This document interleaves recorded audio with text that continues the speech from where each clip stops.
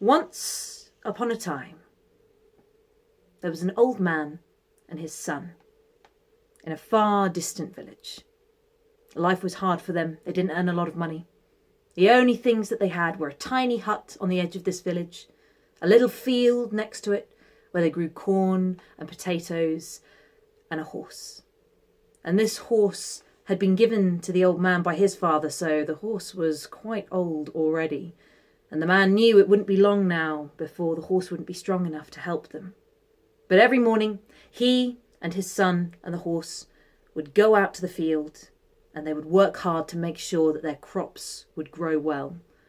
And it wasn't easy work, but they enjoyed it, and they were very glad that they had the horse there to help them. Now, on this particular day that I'm going to tell you about, they had come back from their work in the fields, and they were going to have a breakfast before the son went off to school for the day. The old man told his son to tie the horse up to a nearby tree. They went into the little hut. They had their breakfast. And then the boy grabbed his school bag and he went out and he looked around, and something was different. Something wasn't right. The hut was there. The field was there. The horse tied to the tree. The horse wasn't tied to the tree anymore. Dad, you got to get out here right now. We are missing a horse. And his father, the old man, stuck his head out of the window of the hut, and it was such a funny sight that the son almost started to laugh, but it was far too serious an occasion for that. Their horse was missing, the horse that they relied on for so much. They looked everywhere that they could, and it was nowhere to be seen. It had disappeared off into the wilds and the forest beyond the village, and there was nothing to be done. The son went off to school that day, dejected, with his head hung low, and all of the neighbours looked out of their doors and windows and watched him go. This boy who was usually so happy, singing and dancing, playing games, making jokes with the other children. What had made him so miserable? He couldn't even smile at them. Of course, soon they found out. And they went to the old man's hut, and they were so sorry for him. What terrible luck to have lost your horse like this. And the old man listened to them. And eventually he said, "Yes, it is true I have lost my horse. But we don't know yet whether this is a good thing or a bad thing. Maybe it's bad, but maybe it's good. Who knows?"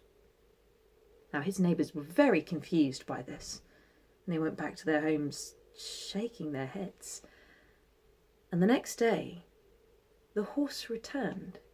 And more than that, it had brought with it 2 beautiful young wild horses from out of the forest. And when the neighbours heard this, they went, "Oh, well, clearly this is what the old man meant." And they went back to his house and they apologised to him and congratulated him on his 2 fine new horses. And the man listened to what they had to say. And there was silence in the hut for a moment. And he said, "Yes, it is true that I have 3 horses. But we don't know yet whether this is a good thing or a bad thing. Maybe it's a bad thing, but maybe it's good. Who knows?"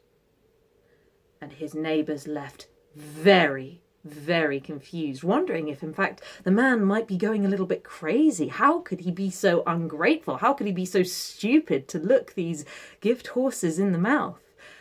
Now, a few months later, the old man said to his son, "It's time. The old horse, it cannot walk anymore. It is growing weaker and weaker by the day. We are going to need to get one of these new wild horses in to help us with our work. Son, go and take a rope and go and tame one of these wild horses. Go and ride it." So the son got his rope and he went out to where the skittish wild horses were by the field.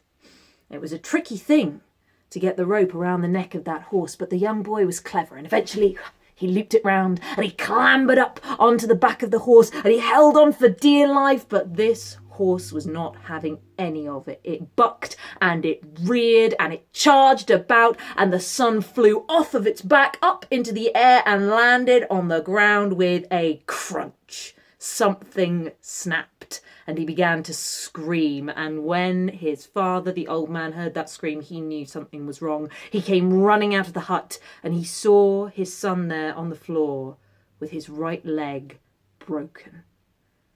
And all of the neighbours, when they heard this, they brought food, they brought presents for the poor ailing boy with his broken leg. And they said, "What terrible, terrible luck. It'll be so much harder for you now to work in the field. How difficult your life will be without your son there to help you." And the old man listened to what they had to say. And there was silence in the hut for a minute. And eventually he said, "Yes, it is true that my son has broken his leg, but we don't know yet whether that's a good thing or a bad thing. Maybe it's bad, but maybe it's good. Who knows?"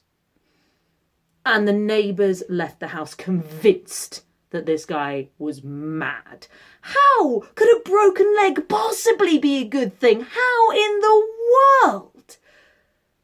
Well, later that night, not a few hours after this incident, the village was awoken by terrible noises. Soldiers were marching through the streets, pulling all of the boys and young men from their beds, because war had begun with a neighbouring country, and all of them were being drafted to join the army. Every able-bodied man that they could find was taken away, all but the old man's son, for his leg was broken and he could not go and fight. And none of the young men returned to that village. All of them died in the war. But the old man's son recovered, and between the two of them, they did their very best to go around the village to help as much as they could and to visit people. And once the villagers had found a way to live with the great sadness that had befallen them all, they came back to the old man in his little hut, and they said, "We want to thank you. We have learnt much from you. We knew that there were good things and bad things and that these were a part of life, but from you we have learnt that it's not always easy to tell at first glance which is which. And thanks to you, we know to be more careful before we make our decisions." And that is the story of the wise old man.